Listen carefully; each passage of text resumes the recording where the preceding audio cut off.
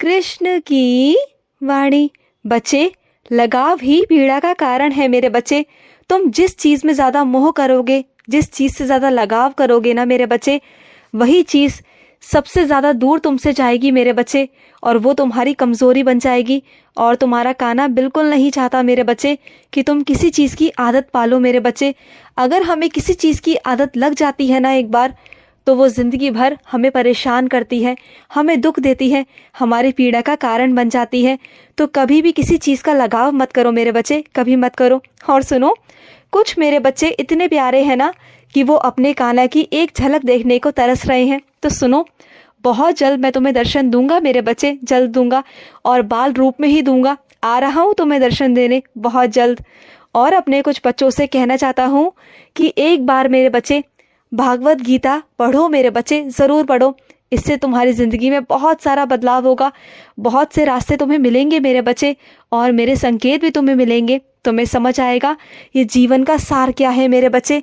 भागवत गीता का श्रवण ज़रूर करो मेरे बच्चे, और इसे पढ़ो, समझो मेरे बच्चे। जो मैं तुम्हें समझाना चाहता हूँ उसे पढ़ो मेरे बच्चे। और सुनो मेरे बच्चे, इस दुनिया में ऐसा कोई भी इंसान नहीं जिसका युद्ध ना हो, जो मैदान में खड़ा ना हो, जिसके आसपास शत्रु ना हो। वो बिना शस्त्र के लड़ रहा है, लेकिन सभी लड़ रहे हैं मेरे बच्चे।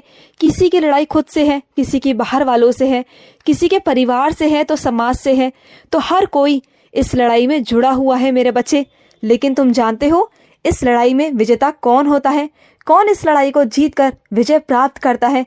जो कृष्ण पर आश्रित होता है मेरे बच्चे, उसकी जीत हमेशा निश्चित होती है।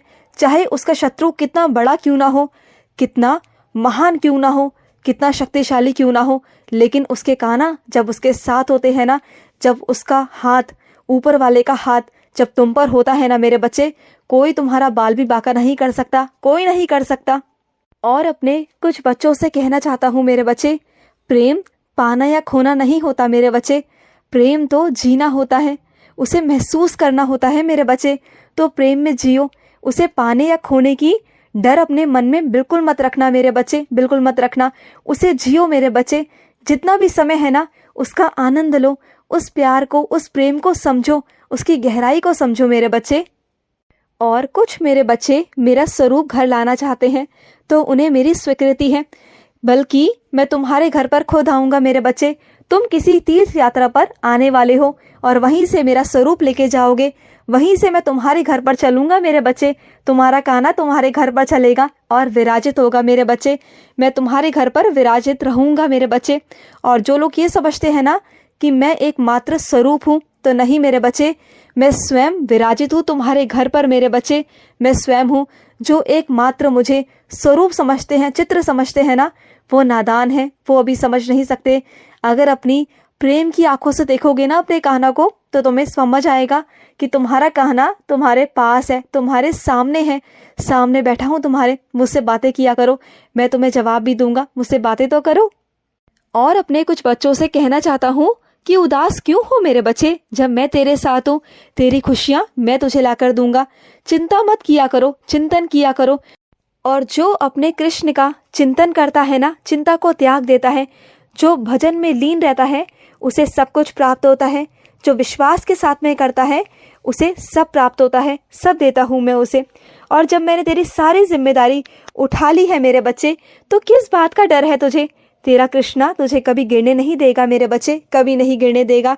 तेरा कृष्णा तो प्रेम का सागर है, जो प्रेम ही प्रेम बरसाता है अपने बच्चों पर, अपने भक्तों पर। और क्या चाहिए तुझे, बोल, मांग मुझसे जो भी मांगना है।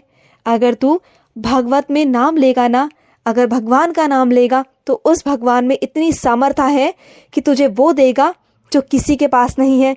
तेरी जिंदगी में वो चमत्कार होंगे जो कहीं नहीं है। सिर्फ भागवत का श्रेय ले मेरे बच्चे, मेरा नाम जाप कर, फिर विजय देख तेरी होगी। अपने मन ही मन अपने कन्हैया को नाम जाप करते रहा कर, कृष्ण कृष्ण कृष्ण करते रहा कर। फिर देख, तेरे पास धन तो क्या, सुख समृद्धि शांति सुकून सब होगा तेरे पास। बस अपने कान्हा को पुकार तो सही। तेरे सारे पाप मैं नष्ट कर कर, तेरे सारे अशुभ कर्म नष्ट करूँगा, और तुझे बहुत सी खुशियाँ दूंगा, बहुत सारी खुशियाँ। वर्तमान में जीना सीखो मेरे बच्चे, वर्तमान में जीना सीखो। न भविष्य की चिंता करो, न अपने अतीत का दुख पालो मेरे बच्चे, मैं कभी नहीं चाहता। बस अपने कर्म करो और जो भी योजनाएं हैं ना तुम्हारे भविष्य की, वो सब ईश्वर पे छोड़ो ना मेरे बच्चे। अगर अभी से तुम्हें बता दूंगा तो कभी पाने की चाह तुम्हें रहेगी नहीं मेरे बच्चे।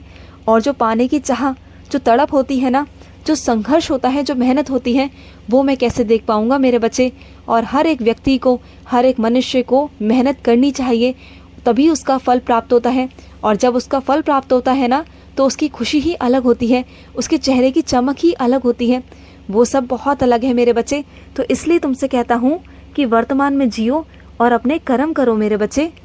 और अपने कुछ बच्चों से कहना चाहता हूँ, किसने कहा मेरे बच्चे कि तुम कमज़ोर हो? तुम कमज़ोर बिल्कुल नहीं हो। तुम्हारा काना है ना तुम्हारे साथ, मैं हमेशा तुम्हारा सहारा बनकर तुम्हारे साथ खड़ा रहता हूँ। तो क्यों क्यों अपने आप को कमज़ोर समझते हो? क्यों किसी से अपने आप की तुलना करते हो मेरे बच्चे? हर किसी को मैंने अपने अपने गुणों से नवाजा है मेरे बच्चे। हर किसी के अपने अपने गुण हैं। जो तुम्हारे अंदर गुण है ना, वो किसी और के अंदर नहीं है मेरे बच्चे। तो उसे पहचानो और तुम कमज़ोर नहीं हो मेरे बच्चे।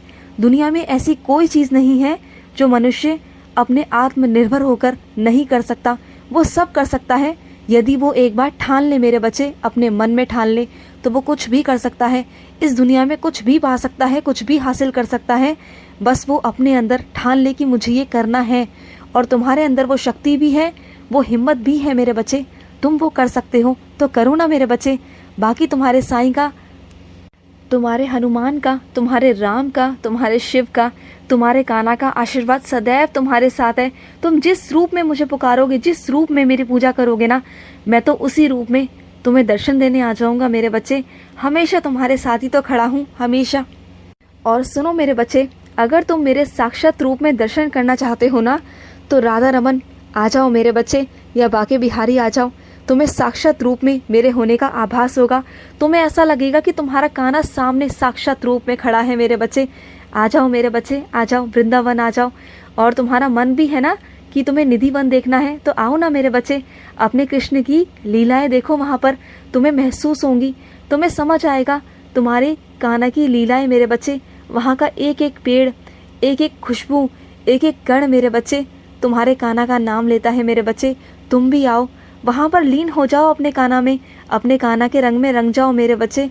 आ जाओ, जल्दी जल्दी आ जाओ मेरे बच्चे।